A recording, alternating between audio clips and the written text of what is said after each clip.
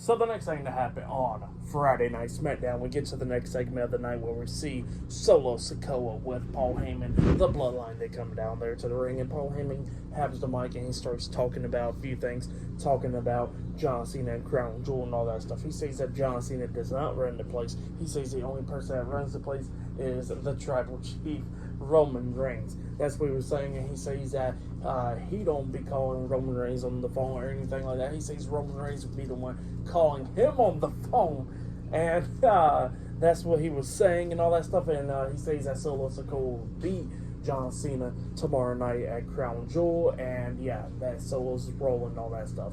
But then all of a sudden, Solo Sikoa grabs the mic out of Paul Heyman's hands, and he tells Paul that there ain't no need to talk to people in front, to the crowd or anything, because they ain't gonna understand anything.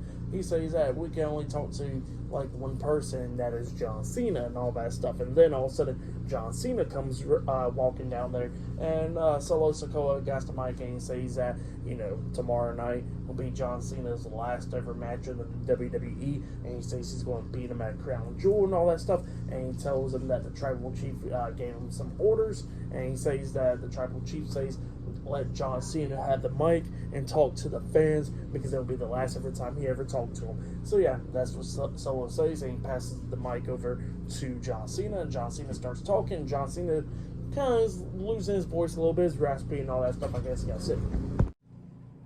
So yeah, that's what then all of a sudden John Cena grabs a mic and he starts talking with the raspy voice and all that stuff, and he says he only needs 90 seconds to talk.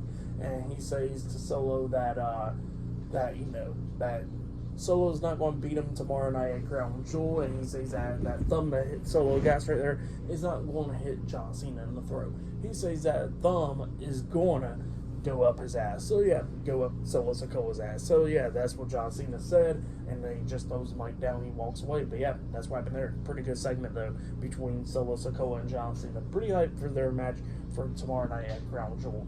But yeah, then we get to the next segment where we see Bayley, Dakota Kai, and the WWE Women's Champion Io Sky Damage Control talking backstage.